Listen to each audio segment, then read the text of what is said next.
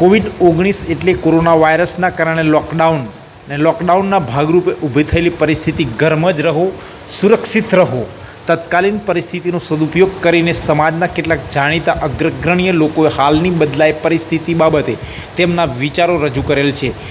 આજે આપણે વૈશ્વિક મેનેજમેન્ટ ગુરુ શૈલેષ ઠાકરના કોરોના વાયરસ અને તેના કારણે બદલાઈ રહેલી જીવનશૈલી તથા અન્ય વિવિધ વિષયો પરના વિચારો સાંભળીશું. Is the language of 21st century. તમે કોઈ પણ માણસને મળશો તો એવું જ પૂછશે, રિઝલ્ટ શું છે? Intention to create results. તમારા હેતુઓ, તમારા ઈરાદાઓ કયા હતા એ બહુ મહત્વના નથી. ઇવન પ્રોસેસ પણ મહત્વની. તમે એની પાછળ કેટલા એક્શન્સ આપ્યા, કેટલા એફર્ટ્સ કર્યા, કેટલું ઇન્વોલ્વમેન્ટ હતું, આનું પણ કોઈ મહત્વ રહ્યું નથી. હવે એક જ વસ્તુનું મહત્વ રહ્યું છે, વોટ ઇઝ ધ રિઝલ્ટ. મને લાગે છે કદાચ સ્કૂલ કોલેજમાં પણ રિઝલ્ટ પૂછવામાં આવતું હતું. જીવનમાં પણ રિઝલ્ટ હવે તમે કેટલા પૈસા કમાયા અને શું બનાવ્યું એના પર જ જીવન આવી ગયું. આખું 20, 25, 30 વર્ષની યાત્રાનું જીવન પણ તમે શું કમાયું, શું બનાવ્યું ને શું રિઝલ્ટ પ્રોડ્યુસ કર્યું એના ઉપર આવી ગયું. મને એવું લાગે છે intentions to create result have a lesser value in the life. પ્રોસેસની વેલ્યુ પણ બહુ જ ઓછી થઈ ગઈ, ખૂબ ઓછી થઈ ગઈ. પ્રોસેસની વેલ્યુ પણ ઓછી થઈ ગઈ. રિઝલ્ટ્સ ઇમ્પ્રૂવ કરવા માટે મને લાગે છે 3 વસ્તુ ખૂબ મહત્ત્વની છે.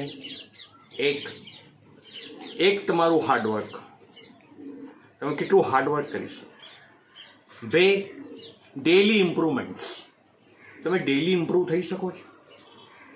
અને 3 રેડીનેસ ટુ સેક્રિફાઈસ, તમે સેક્રિફાઈસ કરવા માટે કેટલા તત્પર છો, કેટલા તૈયાર છો. આ 3 વસ્તુ બહુ મહત્ત્વની છે. રિઝલ્ટ પ્રોડ્યુસ કરતી વખતે શક્ય છે તમારી પાસે ઘણા બધા રીઝન્સ હોય, ઘણા બધા ક્વેશ્ચન્સ હોય, ઘણી બધી આર્ગ્યુમેન્ટ્સ હોય, પણ આ કોઈ ચીજની કિંમત નથી. એકમાત્ર રિઝલ્ટ શું પ્રોડ્યુસ કર્યું એની કિંમત છે. અને રિઝલ્ટ્સને પછી રિઝલ્ટ્સને એટલી જોશથી બોલવા દો કે તમારે રિઝલ્ટ પ્રોડ્યુસ કર્યું છે વિશે કંઈ પણ બોલવું જ ન પડે. આમ એવું કહેવાય છે સફળતા એટલી જોશથી બોલતી થઈ જાય કે તમારે સફળતા વિશે કંઈ પણ બોલવું ન પડે. મને ઘણા માણસો એવું પૂછ્યું, પણ સફળતા પ્રોડ્યુસ કરતાં કે નિષ્ફળતા પાસે પહોંચી જઈએ તો હું એવું કહું છું, નિષ્ફળતા નામની કોઈ ચીજ હોતી જ નથી. ફેલ્યોર નામની કોઈ ચીજ હોતી જ નથી. લર્નિંગ નામની ચીજ હોય છે. એ કિસ્સામાંથી, એ ઘટનામાંથી, એ સમસ્યામાંથી, એ સ્થિતિમાંથી, એ સર્કમસ્ટન્સીસમાંથી તમે શું શીખ્યા. અને શીખ્યા એ પણ મહત્વનું નથી, કેમ કે એટલા જ્ઞાનનું મહત્વ નથી. એટલા માટે કે દિવાલ ઉપર ઉધઈ પણ ભગવદ્ ગીતાને કોરી ખાય છે. આમ જ્ઞાનની મહત્વ નથી, જ્ઞાનના અમલનો બહુ મહત્વનો છે. તો તમે એમાંથી શું શીખ્યા અને શું અમલ કર્યું એ સૌથી ઇમ્પોર્ટન્ટ છે રિઝલ્ટ્સ પ્રોડ્યુસ કરવા માટે. ज़मीं पर शोर मचा था, मेरी ज़मीन मेरा आसमान, आकाश में से आवाज़ आई, मेरी मर्जी मेरा हिसाब. મને એવું લાગે છે સમય આવી ગયો છે લો ઓફ નેચર અને કો એક્ઝિસ્ટન્સને ફોલો કરવાનો. પ્રકૃતિ આપણને બેહદપણે એવું કહી રહી છે કે તમે લો ઓફ નેચર અને કો એક્ઝિસ્ટન્સમાં ફોલો કરતા થાઓ. છેલ્લા COVID-19ના એક્સપાન્શન્સના પ્રોગ્રામ પછી સમગ્ર વિશ્વ જ્યારે 196થી વધારે દેશો આ મહામારીના કેદમાં છે, ત્યારે મને એવું કહેતા આનંદ થાય છે કે વિશ્વના વૈજ્ઞાનિકો અને તબીબોએ એવું જાહેર કર્યું છે કે આ મેન મેડ, અર્થ મેડ વાયરસ હોય એવું લાગી રહ્યું છે. અને જો એવું જ હોય તો પ્રકૃતિએ એને કોઈ પણ સંઘર્ષ નહીં, એ કન્ફર્મ છે. પ્રકૃતિ એને લાત મારીને કાઢી મૂકશે, કેમ કે પ્રકૃતિ પોતાના તત્વો અને પોતાના એલિમેન્ટ સાથે જીવવા ટેવાયેલી છે. કોઈ પણ મેન મેડ, વર્લ્ડ મેડ, અર્થ મેડ કોઈ પણ વાયરસ હશે તો એને પ્રકૃતિ પોતાનામાં એબ્સોર્બ નહીં કરે અને એને પ્રકૃતિ પૂરેપૂરો હટાઈ મારશે, પતાવી દેશે. હા, થોડોક સમય થશે. 2, ભારતીયોએ બિલકુલ ડરવાની જરૂર નથી, કેમ કે આ સંસ્કૃતિ મહાન સંસ્કૃતિ છે. એન્સાયક્લોપીડિયા મુજબ પણ 15,000 વર્ષથી જૂની સંસ્કૃતિ તો છે જ. કોઈ સિવિલાઇઝેશન્સ અને કોઈ સંસ્કૃતિ એમને બનતા નથી. એટલે વર્ષોની પ્રક્રિયાઓ અને વર્ષોની પરંપરાઓ અને આધીન આખી સંસ્કૃતિ બનેલી છે. એવી મહાન સંસ્કૃતિ છે. એટલે ભારતીયોએ બિલકુલ ડરવાની જરૂર નથી. માત્ર સમય છે, થોડોક સમય કાપી લેવાનો છે. ત્રીજું, હું એવું બહુ મક્કમપણે માનું છું, એક નવો જીવન જીવવાનો તરહ આવી જશે. કદાચ આ ના હટે અને પ્રકૃતિને સમય પણ લાગે તો પણ એક નવો જીવન જીવવાનો તરહ આવી જશે અને એ તરહ પ્રમાણે આપણે બધાએ જીવવું પડશે. અને તમે ક્યાં સુધી આમ ડરીને ડરપોક થઈને ઘરમાં રહીને જીવો છો? મને એવું લાગે છે આપણે ઘણા બધા રિસ્ક લઈએ છીએ. અને તો માણસ જ્યારે ઘરની બહાર પગ મૂકે છે ત્યારે એને દરેક પગલે એક જોખમ હોય છે. તો અમે એક દરેક પગલે જોખમ લઈને જ ચાલતો હોય છે અને તો માણસ. તો આપણે શું એ રિસ્ક લઈને જીવવાની એક ટેવ પાડવી પડશે. પણ એ હજી થોડોક સમય આપણે જાળવી લઈએ. કદાચ સમયમાં આપણી પાસે કોઈ ઉકેલ, કોઈ અદ્ભુત આપણી પાસે કોઈ નવા પરિમાણો આવી જાય તો આપણે બચી જઈએ, તો નવા તરહમાં ન જવું પડે. નહીં તો હું એવું માનું છું પ્રકૃતિ એક નવી સંસ્કૃતિ તરફ, નવા આયામ તરફ, નવા શિડ્યુલ તરફ આપણને સૌને લઈ જશે એવું હું માનું છું. પણ માનવ જાતે બિલકુલ ડરવાની જરૂર નથી, કેમ કે માનવ જાત પ્રકૃતિનો જ ભાગ છે, કોએક્ઝિસ્ટન્સનો જ ભાગ છે. પણ કોએક્ઝિસ્ટન્સની ખૂબ વેલ્યુ આપણે કરતા જઈએ. આપણી સાથે આ પૃથ્વી પર આપણે રહેવા આવ્યા છીએ માત્ર એક મુસાફિર તરીકે. આપણી પહેલાં પણ આ ધરતી હતી, આપણા પછી પણ આ ધરતી રહેવાની છે. આપણા ગયા પછીને આપણી પહેલાં આ પૃથ્વીને કોઈ ફરક નહોતો પડ્યો. માટે એને ફરક પાડવાની કોશિશ બહુ ન કરીએ. અહીંયા એક મુસાફિર તરીકે આવ્યા છે, મુસાફિર તરીકે રહીએ, જીવીએ. અને જ્યારે તમે સૌથી મહત્ત્વનું તો એ છે કે જ્યારે તમે બહાર ન જઈ શકો ત્યારે તમે અંદર જતા થાઓ. When you cannot go outside, try to go inside, try to travel inside. મને એવું લાગે છે ઇનસાઇડ જ નેચર છે અને નેચરની સાથે જ કોઈ અસિસ્ટન્સ. આમ એક આખું એક ટ્રાયેંગલ મળશે અને એક ટ્રાયેંગલ એક અદ્ભુત જીવન તરફ લઈ જશે એવું હું માનું છું. પૈસા, ઇકોનોમિક્સ અને બિઝનેસ અને ફિનાન્સના વિષયો, ત્રણેય વિષયો પર ખૂબ ચિંતિત છે. લોકડાઉન ઉપર પ્રજા ખૂબ ચિંતિત છે, ડેલી ઇન્કમવાળી પ્રજા ખૂબ ચિંતિત છે. પણ આ બધાનો ઉકેલ બહુ ઝડપથી ખૂબ નજીકમાં આવી રહ્યો છે એ હું બેહદપણે, બેશકપણે અને હિંમતપૂર્વક કહું છું કે એવો ઉકેલ ખૂબ ઝડપથી આવી રહ્યો છે. માટે પોતાની હિંમત, પોતાનો જુસ્સો, પોતાનો જોશ પોતાની અને જીવન જીવવાનો એક નવા આયામ તરફ આવશો એવી આપ સર્વેને શુભેચ્છાઓ. ભારતીય સંસ્કૃતિમાં પંચમુખી રુદ્રાક્ષનું મહત્ત્વ પુષ્કળ છે.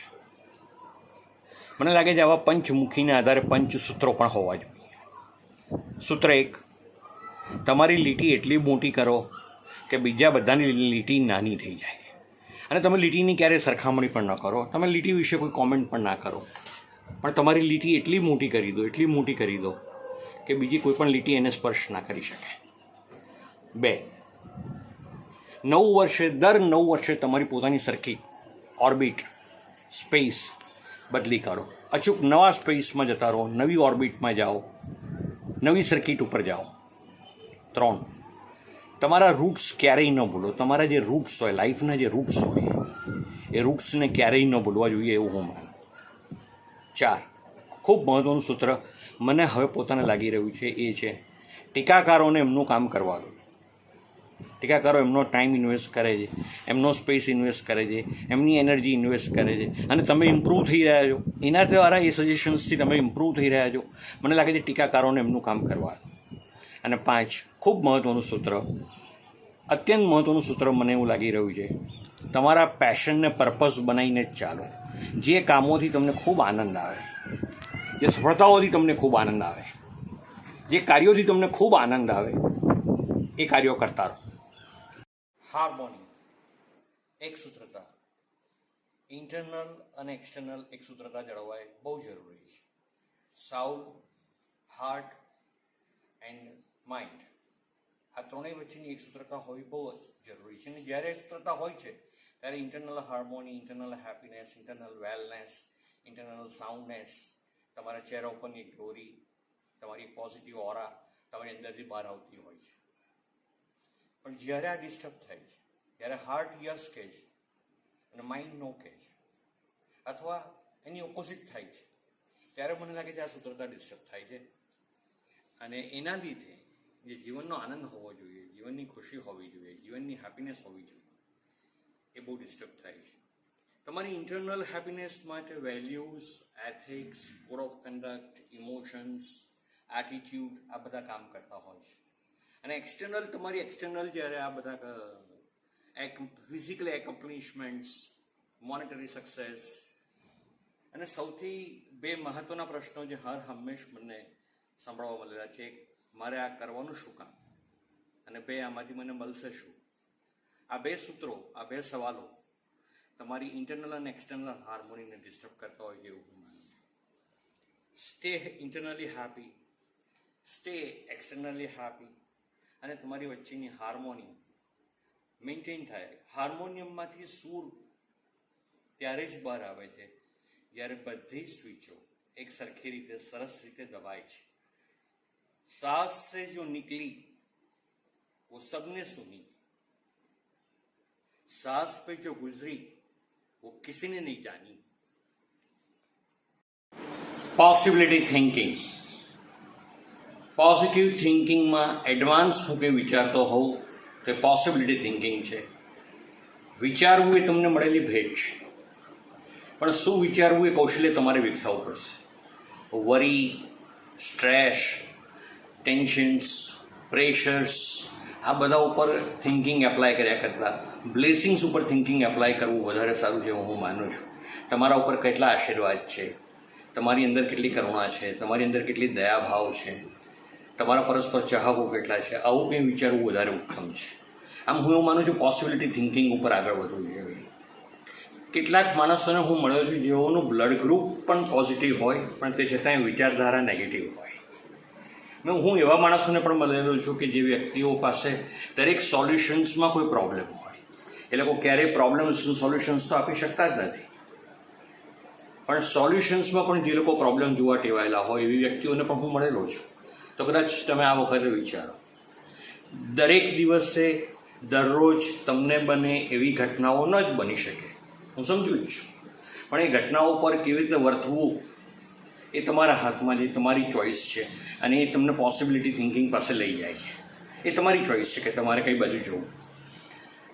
દાખલા તરીકે ડ્રાઈવર સાથે, નોકર સાથે, કલીગ સાથે, જુનિયર સાથે, ફેમિલી સાથે કંઈ પણ રિએક્શન્સ આવતા હોય, પણ એનો રિસ્પોન્ડ કેવી રીતે આપવો એ તમારા હાથમાં છે, એ તમારા કંટ્રોલમાં છે, તમારા કાબૂમાં છે.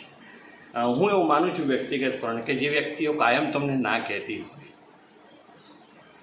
કોઈ પણ હંમેશ કોઈ પણ પ્રપોઝલ્સમાં ના કહેતી હોય, આ વ્યક્તિઓ હંમેશ નોથી જ સ્ટાર્ટ કરતી હોય એવી વ્યક્તિઓ વિશે હંમેશા વિચારો.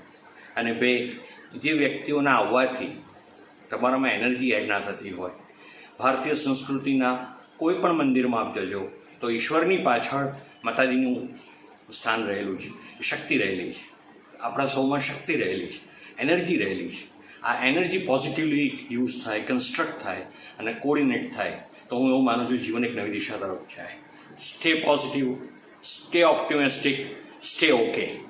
मुश्किलों से कह दो कि हमसे उलझा न करे, हमें जीने के और तरीके भी अब आने लगे हैं. Welcome to new world. कोविड-19 માનવતા ઉપરના એક જબરજસ્ત હુમલા પછી આપણે એવું વિચારી પણ નહોતા શકતા કે 60 દિવસ પહેલાં આફ્રિકાના સોમાલિયા નામના કોઈ વિસ્તારમાં ઇટાલીનું રિસર્ચ એન્ડ ડેવલપમેન્ટનું ડેલિગેશન્સ કયું હોય અને એણે એના ઇમિગ્રેશન્સ એક્સટેન્શન માટે આફ્રિકામાં રોકાઈ જવાનું નક્કી કરે અને ઇટાલી ન જવાનું નક્કી કરે. અમેરિકાના રાષ્ટ્રપ્રમુખ ડોનાલ્ડ ટ્રમ્પ જે મેક્સિકો વિરુદ્ધ ઇમિગ્રેશન્સ માટે એક નવી વોલ ક્રિએટ કરતા હતા, એના માટેનું એમને પર્સનલ બજેટ ફંડ એમણે એકઠું કર્યું હતું, એપ્રૂવ કરાવ્યું હતું એસેમ્બલી પાસેથી. આજે મેક્સિકો એવું જાહેર કરે છે કે અમેરિકાના કોઈ પણ ઇમિગ્રન્ટ્સને અમે એલાઉ નહીં કરીએ અને અમે બોર્ડર સીલ કરીએ છીએ. આફ્રિકાના કેટલાય દેશો મોરેક્કોથી સ્પેન ઇલીગલ ઇમિગ્રન્ટ્સ માટે બોટમાં ટ્રાવેલ કરીને કાયમ માટે સ્પેનમાં સ્ટે થવાનું વિચારતા હતા. આજે બધી જ બોટો ખાલી છે અને કોઈ પણ બોટ લેવા તૈયાર નથી. આફ્રિકાના ભૂતપૂર્વ પ્રમુખ જે બ્રિટનમાં લાઈફ ટાઈમ સેટ થાય છે અને કોવિડ-19થી એનું બ્રિટનમાં મૃત્યુ થાય છે. મને લાગે છે આપણે સૌ એક નવા જીવન તરફ 60 દિવસમાં જ આવી ગયા છે, નવા આયામ તરફ આવી ગયા છે, નવા પરિમાણ તરફ આવી ગયા. હવે આપણે સૌ એક નવી તરફ જીવતા શીખી જવું પડશે. હવે માણસને બહુ મળવાનું પણ નહીં અને અડવાનું પણ નહીં. હવે એણે ઘરની બહાર માસ્ક કરીને જ નીકળવાનું. હવે એની ઇમ્યુન સિસ્ટમ એને ડેવલપ કરવાની. હવે એણે આયુર્વેદિક ઉપચારો લેવાના, હવે ઓલ્ટરનેટિવ મેડિસિન્સ પણ લેવાની અને એક નવા જીવન તરફ આવી જવાનું. મને લાગે છે જર્મનીએ જે ઇમ્યુન સિસ્ટમ ડેવલપ કરતું કાર્ડ બનાવ્યું અને મોડેલ બનાવ્યું એ ફોલો કરવા જેવું છે. રોગ પ્રતિકાર શક્તિ વિકસાવવાની 8.5ની ઉપરની જે ખોરાકની માત્રાઓ સજેસ્ટ કરવામાં આવી છે, બધી જ ખોરાકની માત્રાઓ ખાઈ અને પોતાની રોગ પ્રતિકાર શક્તિ ડેવલપ કરી અને COVID-19ને હરાવવાની જે આખી એક યોજના બનાવવામાં આવી છે, યોજનાનું પાલન કરવું હવે લાગે છે, મને લાગે છે દરેક જીવનનો એક ભાગ બની જશે. આમ એક નવા મોડલ તરફ, નવા આયામ તરફ, નવા શેડ્યુલ તરફ આપણે આવી જઈશું. વિશ્વયુદ્ધ 2 પછી વિશ્વ નવી રીતે જીવતું થઈ ગયું. કદાચ મને લાગે છે લોકડાઉનનો આનો મોટો સમય, મને લાગે છે લોકડાઉનનો સમય 6 વર્ષથી પણ વધારે સમયનો. તો આપણે એક નવા આયામ તરફ આવી ગયા છે, નવા શેડ્યુલ તરફ આવી ગયા છે, નવી તરફ જીવતા થઈ ગયા છે. હવે આપણે ઘરની બહાર નહીં નીકળવા, પાર્કિંગમાં ગાડી પાર્ક કરી રાખવાની, ચાહે 75 લાખની મર્સિડીઝ બેન્ઝ પણ કેમ ના હોય. હવે આપણે પોલ્યુશન ફ્રી જીવવાનું, હવે સ્ટ્રેસ ફ્રી જીવવાનું, હવે ઇમ્યુન સિસ્ટમ ડેવલપ કરવાની, એ રોગ પ્રતિકાર શક્તિ આયુર્વેદિક ઉપચારોથી શીખી અને આપણે પ્રાપ્ત કરેલી. મને લાગે છે દેશી ઉપચારો બધા જ કામ લાગતા હતા. નાસ લેવાની, વરાળ લેવાની, ગરમ પાણી લેવાનું, 7 વાગ્યા પછી નહીં ખાવાનું, ઘરેથી સ્નાન કરીને જવાનું અને સ્નાન કરીને આવવાનું, મૃત્યુ કોનું થયું હોય તો સ્મશાનમાં જઈએ અને પાછા સ્નાન કરીને જ આવવાનું. આ બધા દેશી જે પરંપરાઓ હતી, સંસ્કૃતિ હતી, જે સાહિત્ય હતા, આ બધા જ મને લાગે છે કે અદ્ભુત હતા અને એ આપણને સૌને આજે કામ આવી રહ્યા છે. નવા જીવન તરફ, નવા આયામ તરફ, નવા શેડ્યુલ તરફ આપણે બધાએ થોડાક વખતમાં હવે સેટ થઈ જવું પડશે અને એ રીતે જીવતા થઈ જવું પડશે. ઘરની બહારનો દુશ્મન ખૂબ મજબૂત છે, દેખાય નહીં એવો છે, ભયંકર છે અને બધા જ પાસા કદાચ એના હાથમાં છે.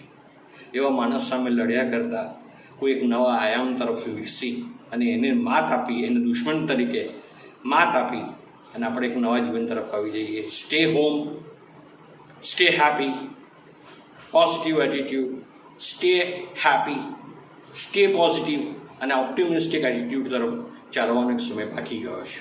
Thank you so much.